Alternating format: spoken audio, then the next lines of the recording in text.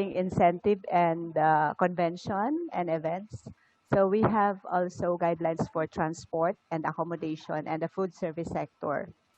So as I told you a while ago, I'm here now in one of the coffee shop. Okay, so we actually implement here physical distancing, okay, and accommodating diners. And then the government, through the Department of Tourism, um, formulated the tourism circuits and corridors in order for us to reopen our tourism gradually. And then we reopen now Boracay and Bohol for our domestic destinations. So just to have no, a summary of the national local initiatives, so we focus on local tourism at this time, and then we focus on farm tourism, community-based, the local tourism circuit, health and wellness, and then ecotourism. And we make sure that it should be for small groups. And then through the government budget, uh, we assisted the tourism stakeholders and we embrace digitalization in all operations nowadays. And then defining guidelines on cancellations and consumer in order for us to build consumer confidence, added value to tourism products, and then forming tourism bubbles or tourism bridges or corona corridors. Okay, so we consider domestic travel after pandemic as the backbone of our tourism industry. And tourism industry is actually the backbone of our local economy here in the Philippines. So this is the recovering tourism industry now. So we have, as of this time, since we reopen now the domestic tourism, so we have the Philippine Airlines in the Cebu Pacific serve major domestic destinations daily, and our provincial buses operations in limited destinations with the specific destinations and with 50% capacity only. And the accredited the tourism establishment must follow safety protocols, and they have to open their establishments with 50% capacity only in accommodation, and then the food service. So they those tourism establishments are actually strictly following the guidelines on mice and then the staycation guidelines. So for the tourism destinations, we have the local tourism corridor, the Blue Piscine. Later, I'll show you the Blue Piscine, the reopening of Boracay and the Panglao Island in Bohol, and then the Ridge to Reef corridor. Okay, and then we are looking forward to reopen the nearby provinces of Metro Manila. Actually, Metro Manila is the capital of the Philippines. And then open for operations with strict compliance of health protocols, our airports and seaports. Okay, so follow protocol implemented by our um, in IATF, and then open for domestic tourists.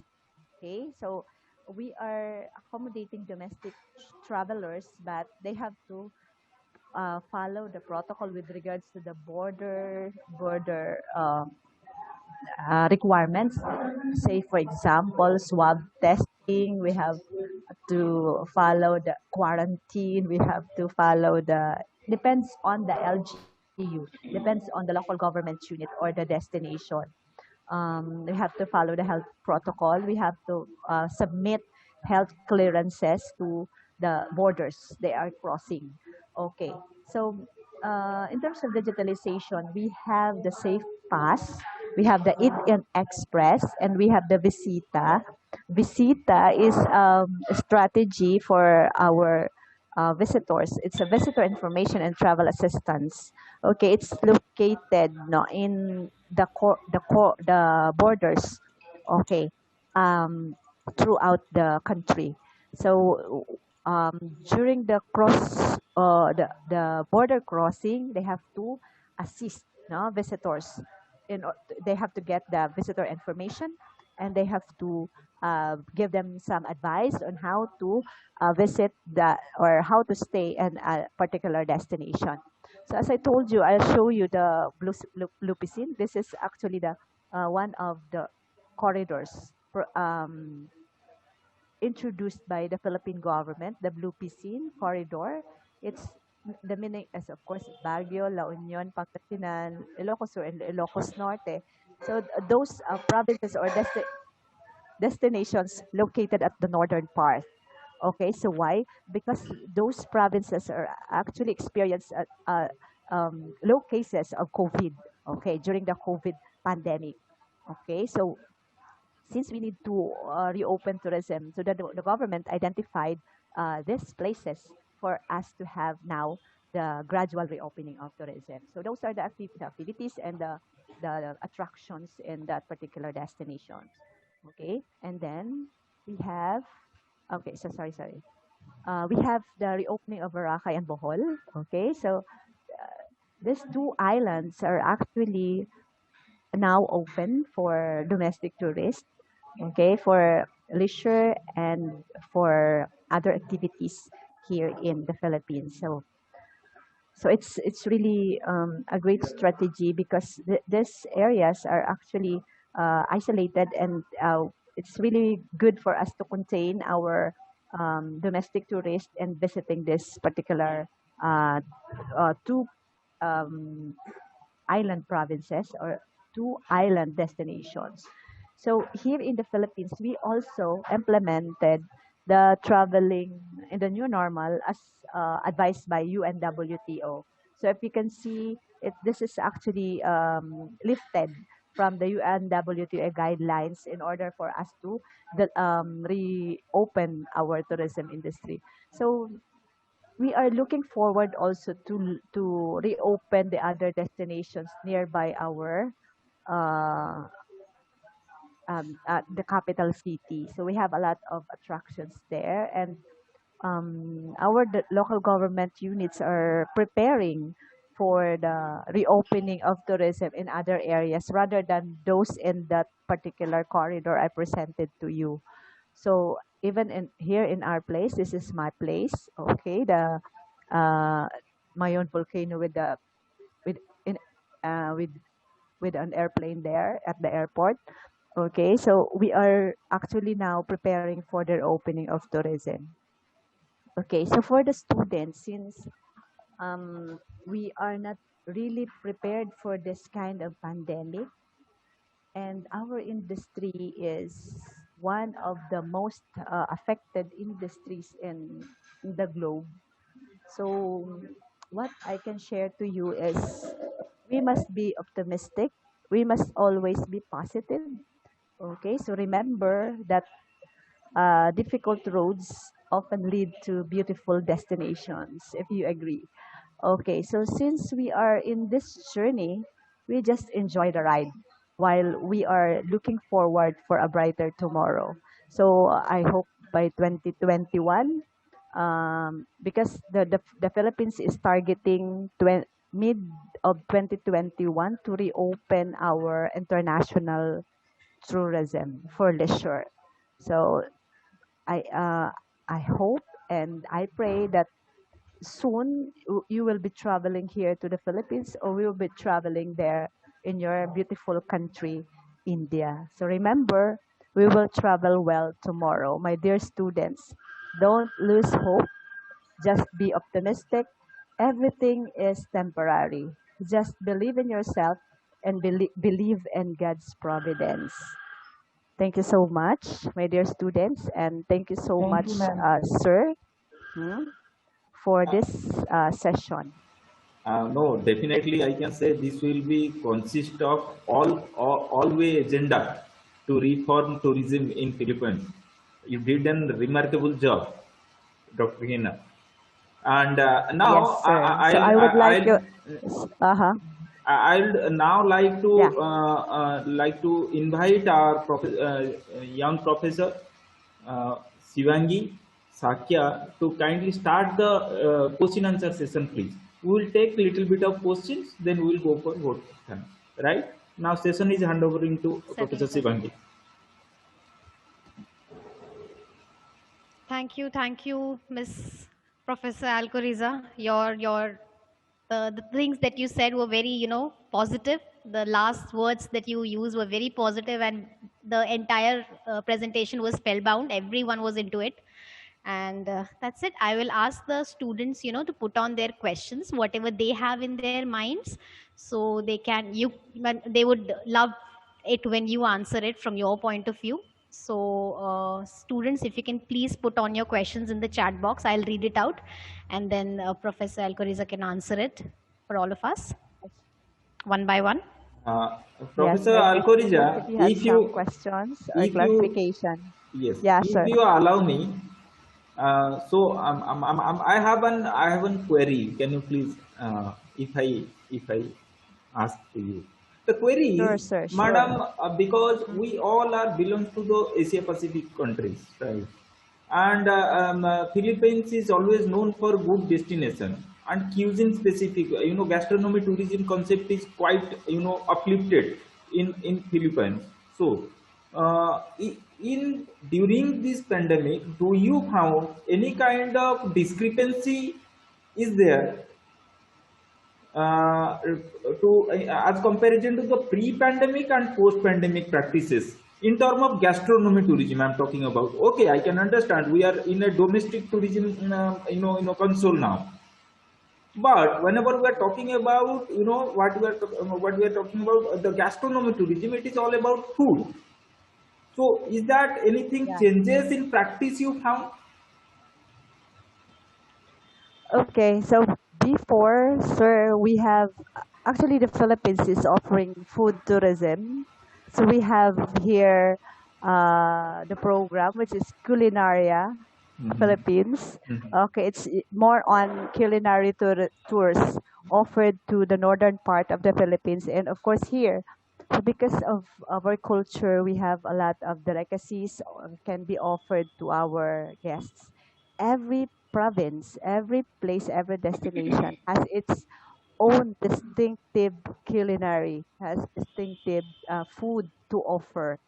So in the past, we have such kind of tour. So since we have this pandemic, so we postponed it first, but we offer small group, to visit our destinations in our locality. So just for the reopening of tourism. But during the pandemic, we didn't stop in promoting our food tourism. Okay, so we have still the um, we have that program in our Department of Tourism that we offered it in different cities all over the Philippines. It's kain na, meaning let's eat. Okay, so every region has a chance to exhibit or to display their delicacies, their food. Okay, because each region has its distinctive food, sir. Here, it's genuine food. We don't have such common or a very general or a collective type of food here, but each region has its distinctive food. So that's why it's really good for us to offer culinary tourism even during before the pandemic. But for now, it's what I told you during my presentation. What we are doing now is for us to just reopen our tourism gradually, and we are preparing those restaurants now engaging in the culinary tourism, or we have the culinaria, okay, Philippines, um, for the reopening of the food tourism. And then we make sure that our tourists must have such trust, no, and confidence to visit our destination. Most particularly, we are dealing with food. So Right. it's really hard for us to to encourage our guests, no, to offer food tourism since we have health issues nowadays. Then Mm. we can say that culinaria is a major tool to convert the normal restaurant to COVID friendly food preparation and service outlets. Yeah. Okay, thank you, Professor. You Yes, well sir. Okay. deliberately explained. Next question, please, Ivangi. Okay. We Uh, have uh, here. yeah, we have one of our professors, Gaurav Mishra is his name, and he's asking, how can rural tourism be used as an ideal tool in promoting tourism? Okay. Yeah. Actually, okay, in the perspective of the Philippine tourism, so we are offering rural tourism here because the Philippines is an archipelago and we have a lot of places here good for rural tourism. And remember, um, the, the, the prime objective of tourism is for us to provide uh, better living environment and then better income for our locality. So that's why uh, it's a very good impression for a local government to offer rural tourism. So since we have to um, reach out our localities and our communities in order for them to have a better livelihood, in order for them to appreciate also and experience also the development, the the rural the I'm sorry, the urban areas is also experiencing. So remember, my dear students, our purpose is to help our communities to uplift their um, their standard of living, and it's our duty as tourism professionals, you as tourism professionals in the future, to bring the development not only in the urban areas but also for the rural areas. So most particular in my country, since we are in a developing state of the government. Okay. Okay. Okay, ma'am. I found a student asked something. Professor Sivangi, you may ask that question too. Sure. So we have a student named Sanket Rane, ma'am, and his question is: the entire world is still coping with the crisis, the COVID-19 crisis, and he's saying that the whole world has taken really very great preventive actions to stop the further spread of the pandemic. But he would love to know your views in particular. I mean, what are your views about the new normal conditions that is, prevailing everywhere in the world, and how normal diners and the travelers are reacting to it? What are their Okay. reactions? Okay. So actually, it's really normal to a traveler, okay, to read because it's almost 10 10 months that we Mm-hmm. are not traveling internationally. So we are contained in our own places. So now that we have this COVID-19 and we have health issues, so it's really what's the your views about the normal condition. Okay, it's really hard for us to encourage more travelers to travel because of this um, health issues. So, but okay, in the perspective of the industry, so we are talking about here the okay. So your question is all about the diners and travelers. Okay, so as I told you, um, building trust is really a matter nowadays. Okay, so we have to prepare our food establishments, our hotels or accommodation facilities in order for us to um, deliver our services in a safe manner and in order for us to give a delightful experience for our guests. So actually, all of our restaurants, accommodations are actually implementing the health protocols implemented by the government. So in our case, our tourism establishments are not allowed to operate without the certification. So the certification must be granted to the establishments if they have to conform with the standard of the government. Uh, I am talking about the standard, so means they have to follow the health protocol. They have to follow the physical distancing. They have to follow everything that is a COVID-friendly establishment. Okay, ma'am. Okay. Just one last question I have. He's another student, so there was some miscommunication. The last question was from one of the faculties. His name is also Sanket. So the student's question is: in the pandemic scenario, the revenue from the tourism has gone down to a lot extent. So Yeah, how has yeah, it yeah. affected the GDP of Philippines, and what will be the cure to overcome this? Okay, it's actually very sad for us to have almost all the countries, okay, are actually experiencing this. So in our case in the Philippines, our response is to gradually reopen tourism because we are impacted, no, affected by the COVID, not only in our social, not on our mental capacity, but the most is economic. So why the government is actually reopening gradually the tourism industry because of economic reasons. So uh, more of our establishments are actually uh, declaring closures.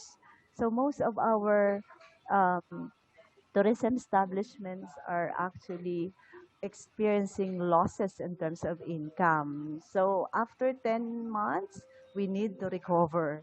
We need to reopen. So our strategy here is to support our uh, tourism industry in we have here the program, the buy local products, or support local products.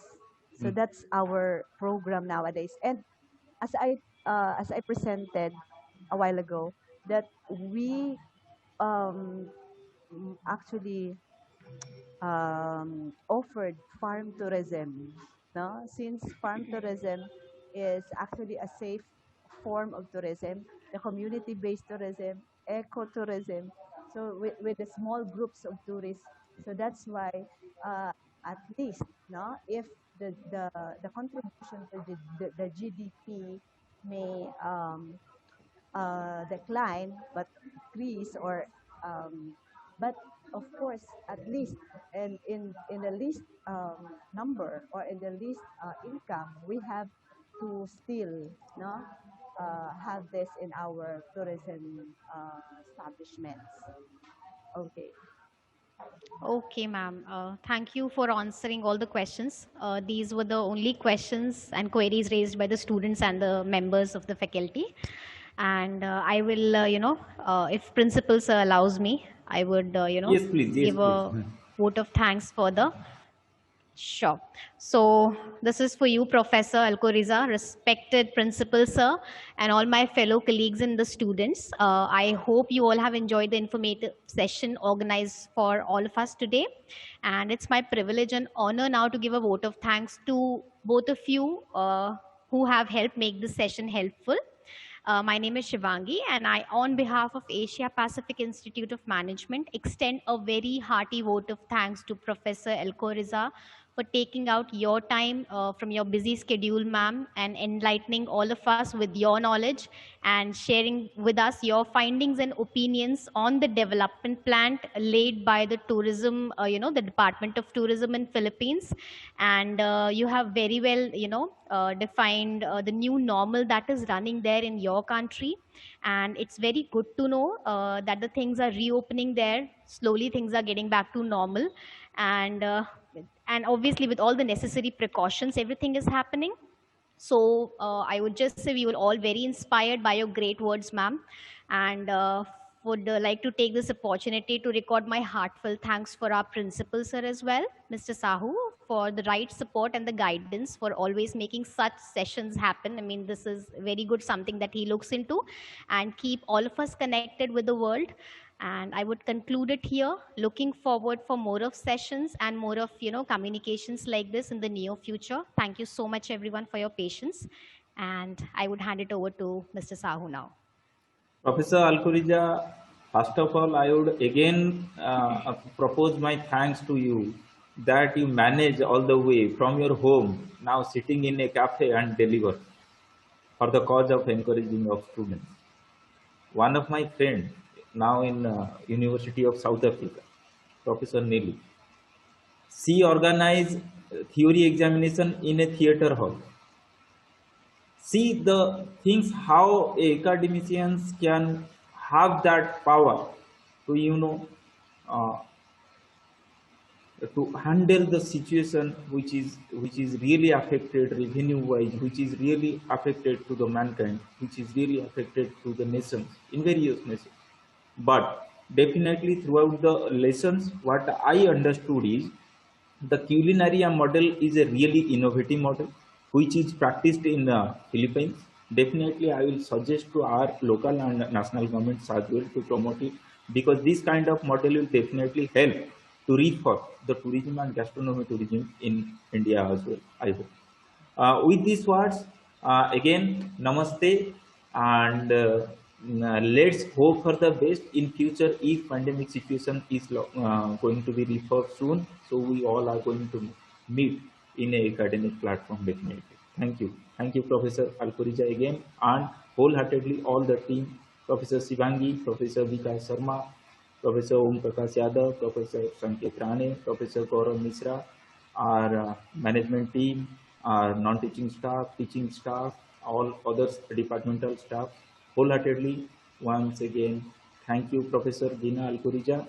Again, good day to all of you. Thank you. Thank you, sir. Thank you, ma'am. Thank you all Thank of you, sir. Asia Thank you, Pacific team. everyone. Okay, ma'am. Mabuhay.